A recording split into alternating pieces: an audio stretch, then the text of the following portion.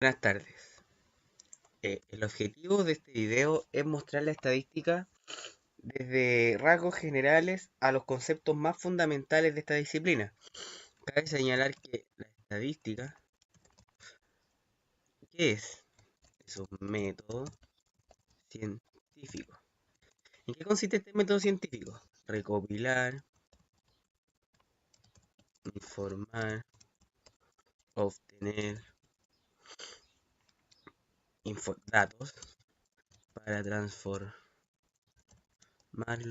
en información. ¿Qué quiere decir esto? Por ejemplo, la diferencia entre datos e información. Datos. Recibir todas las encuestas. Hay datos porque pueden estar en función de preguntas. Y estas preguntas pueden tener conceptos. No sé, por ejemplo, una encuesta puede tener 10 preguntas. Entre esas preguntas, una pregunta puede ser, no sé, el sexo, femenino o masculino. Pero el tratamiento de datos e información quiere decir, por ejemplo, la información sería, existen 50 personas encuestadas que son hombres, por ejemplo. Esa es la gran diferencia entre datos que se abarca el concepto más global y la información es cuando ya se procesan esos datos y se pueden tomar decisiones o tener algún mayor conocimiento con respecto a esos datos generados. Bueno, la estadística nace, siempre se ha recopilado desde que se empezó, desde que se creó la escritura. Los aztecas llevaban el método Quipú, otros los chinos también registraban sus cosechas. Siempre fue básicamente el crecimiento de la estadística en el mundo se debió gracias a los avances tecnológicos que se iban desarrollando. En primer lugar, el conocimiento de la agricultura, luego ya más un poco apegado a las matemáticas, nació la estadística, que tiene que ver más que nada también con los conceptos de contabilidad. ¿Por qué? Porque tanto la estadística como la contabilidad tienen que reflejar un suceso o algo de manera objetiva, es decir, que no tenga que tener algún sesgo, alguna medida que tenga que ver con respecto a la subjetividad, o sea, con la opinión o pensamiento que tenga la persona que realmente hace el estudio, sino que ver las cosas más aplicadas con un método científico que permite verificar o informarse con respecto a algo que está sucediendo. Bueno, en líneas generales la estadística se divide en dos. Primero,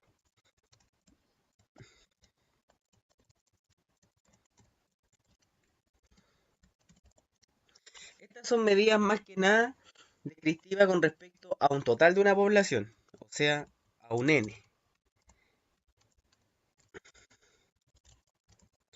Y dentro de la estadística descriptiva hay dos tipos de medidas. Están las medidas de, están las medidas de tendencia central. Aquí podemos encontrar el promedio, la, la mediana, la moda. El promedio es más que nada la suma de X valores partido por la cantidad de datos. Por ejemplo, tenemos datos 1, 2, 3, 4, 5. La suma de los datos es igual a 9 más 3, 15. 15. ¿Cuántos datos son? 5. Entonces, el promedio sería 15 partido por 5 igual 3. La mediana.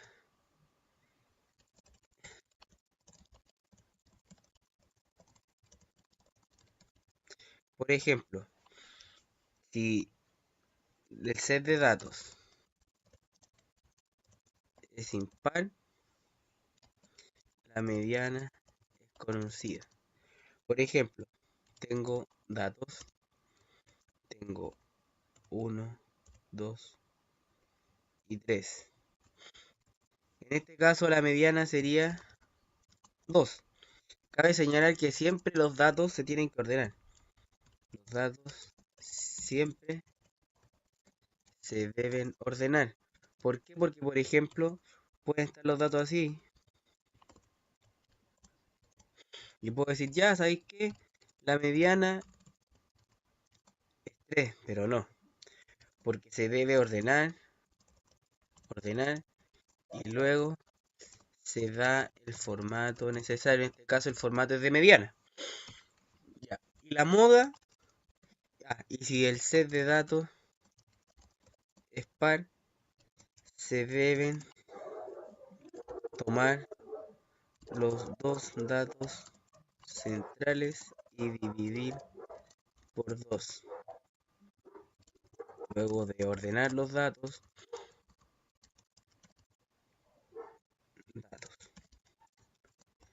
1, 3, 5 y 7, por ejemplo. En este caso se toma el valor de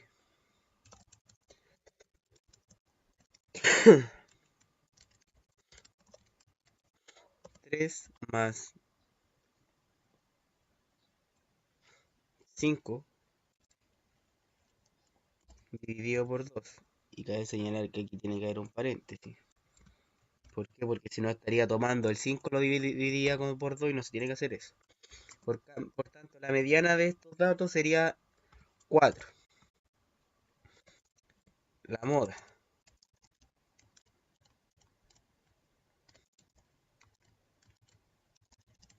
La moda es el dato que más se repite en un set de datos. Por ejemplo, datos. Tengo el 1, el 2, el 2, el 2, el 2, el 3. Por tanto, la moda sería 2. También dentro de la estadística descriptiva están aquellas medidas de dispersión. ¿Qué quiere decir esto? ¿Qué tan alejados o cercanos de la media están los datos? Tiene que ver más que nada con medidas de volatilidad, de movimiento a partir de un comportamiento determinado de un dato o un set de datos. Básicamente las medidas de dispersión se utilizan principalmente para análisis accionario. ¿Por qué? Porque el precio de las acciones en general van cambiando día a día, minuto a minuto, segundo a segundo, cuando está el mercado abierto y hay muchas transacciones día a día. Para eso sirve más que nada las medidas de dispersión. Dentro de las medidas de dispersión más conocidas está la desviación estándar, que tiene que ver más que nada con la raíz cuadrada de la suma de un dato menos el promedio elevado al cuadrado.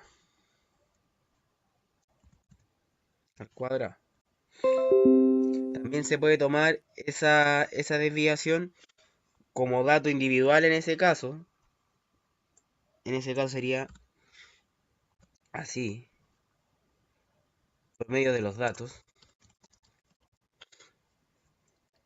O se puede tomar como la raíz cuadrada de un dato,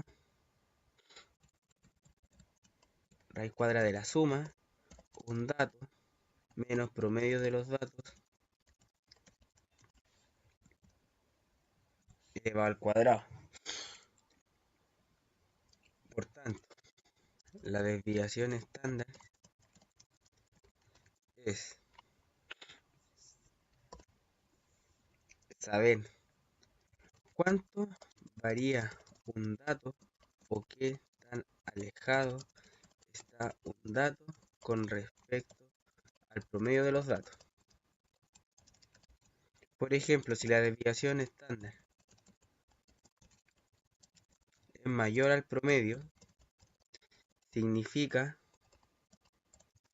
que hay un sesgo hacia la derecha. Por ejemplo, Vamos a hacer una... Imaginemos que esto es así.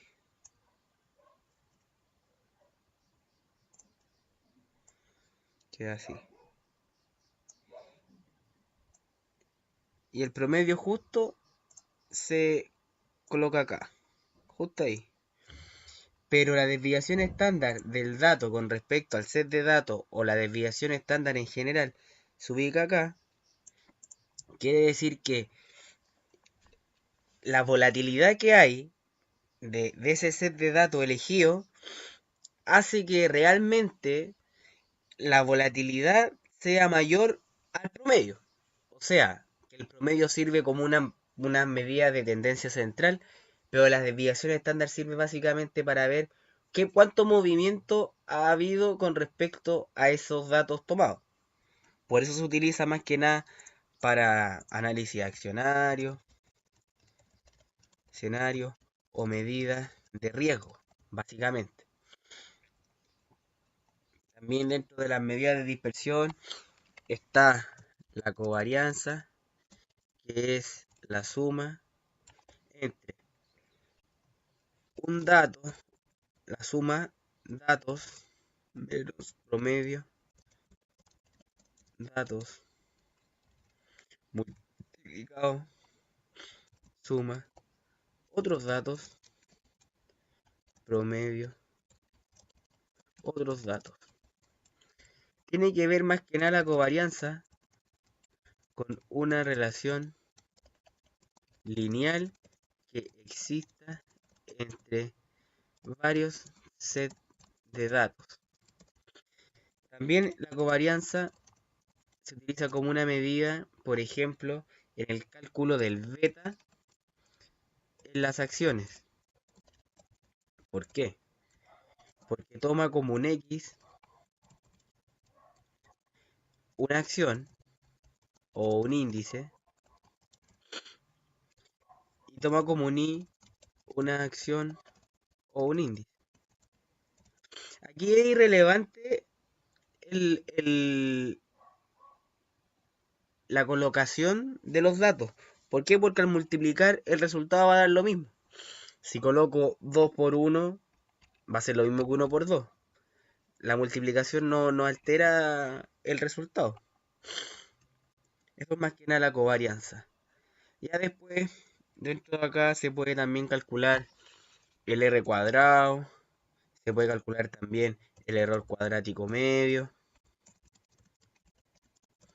No tienen que ver más que nada sobre todo el R cuadrado, tienen que ver con verificar si algunos datos de elegidos como variables independientes son relevantes al momento de que la variable dependiente adquiera un valor. ¿Por qué? Porque, por ejemplo, vamos a hacer lo siguiente. PIB. C más G más I más X menos M. El PIB es la variable dependiente.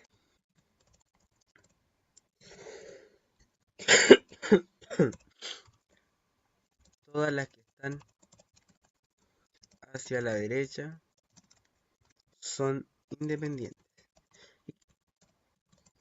¿Qué quiere decir esto? Que las variables independientes van a incidir en el valor de la variable dependiente. Y el R cuadrado es una medida que puede identificar si esas variables son relevantes al momento de que la variable dependiente adquiera el valor. Siempre el R cuadrado tiene que ser sobre el 50% para que la variable o el conjunto esté bien elegido. Y después hay otras pruebas que son más minuciosas, como la kurtosis, la homocesticidad, se pueden hacer modelos ARIMA también, que tienen que ver más que nada Jarquevera, y varias cosas que tienen que ver más que nada con dispersión, pero también con análisis más econométrico. Y esa es una ciencia derivada de la estadística. Ya, ¿qué más? También dentro de la estadística hay una parte que se llama estadística inferencial. ¿Qué quiere decir esto? Que a partir... Voy a cargar el computador, voy a enchufar el computador porque se me está descargando. Se me está descargando el computador.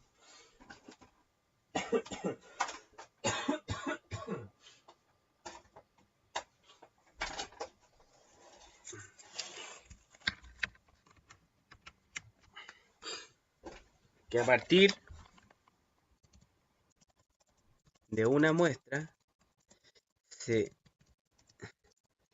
puede obtener alguna conclusión. La gran diferencia entre la estadística descriptiva y la inferencial es que la primera toma la población como referencia, en cambio la inferencial toma una muestra como referencia, pero esta muestra viene de la población.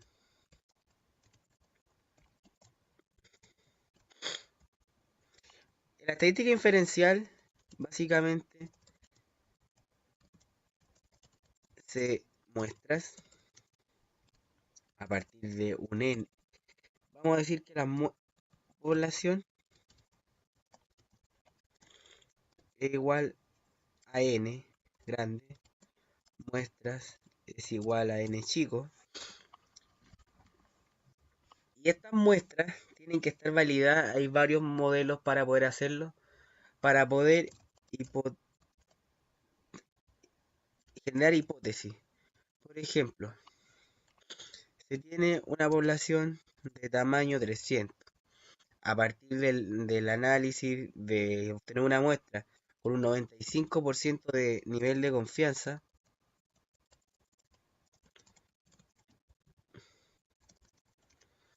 con un P del 50% y un Q del 50%, se obtuvo que el N va a ser, no sé, 15. ¿Qué quiere decir esto? ¿Qué quiere decir el nivel de confianza también? Que el 95% de las veces que se utilice esa muestra o que se utilice esa población, el 95% de los resultados van a ser correctos. Van a ser correctos. Y hay diversas medidas que a través del test de hipótesis, la T de Student, el chi cuadrado, Fisher, etcétera, te permiten verificar si realmente tu hipótesis es cierta o no. ¿Qué hipótesis se pueden verificar? Se puede verificar, por ejemplo, que el consumo, no sé, de agua en Chile es mayoritariamente en adultos. Ya. Y luego de esa hipótesis, ¿cómo la verifico? Se genera un documento, una encuesta, etc. Pero más que nada para verificar que realmente esa hipótesis se cumpla. Y aquí siempre se tiene que usar un nivel de confianza alto para que realmente la muestra sea en primer lugar significativa, tenga un tamaño relevante y por otro lado también verificar que la hipótesis se cumpla. Bueno, dentro de la inferencia hay diversos tipos para poder determinar la muestra. Hay algunos que se obtienen a través de muestreo aleatorio simple. Quiere decir esto que todos los elementos de algo tienen la misma probabilidad de ser elegido. Por ejemplo, tengo un dado y yo sé que ese dado tiene 6 eventos. O sea, que sacar un 1 en la primera tirada tiene un sexto. Un 2 en la primera tirada, un sexto. Y así sucesivamente que 6 también tiene un sexto de poder ser ocurrido. También hay otros métodos que tienen que ver más que nada con por conglomerado o por copos de nieve, pero aquí no se va a tener tanta relevancia. Pero eso es más que nada la estadística inferencial. Tiene que ver más que nada que a partir de una muestra se puede tener alguna conclusión. Ya, después dentro de la inferencia también existe un concepto importante que tiene que ver con los grados de libertad. Por ejemplo, se dice que los grados de libertad de una muestra van a ser n-1. ¿Qué quiere decir esto? Por ejemplo, si se sabe que el promedio de una muestra es de 150, por ejemplo, los grados de libertad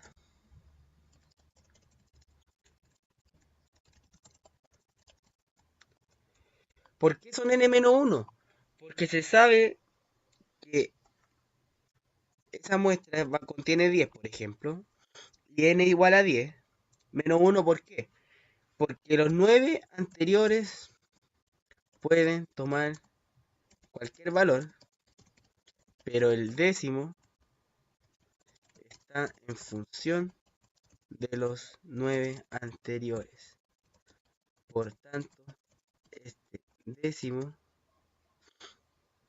no se puede mover, entre comillas. Por tanto, siempre va a ser menos 1 los grados de libertad con respecto a una muestra. ¿Por qué? Porque el último valor o el último dato que se quiera obtener o que se tiene como referencia no se va a poder cambiar porque va a estar en función de los anteriores. Eso es más que nada los grados de libertad, que tiene que ver más que nada con la estadística inferencial.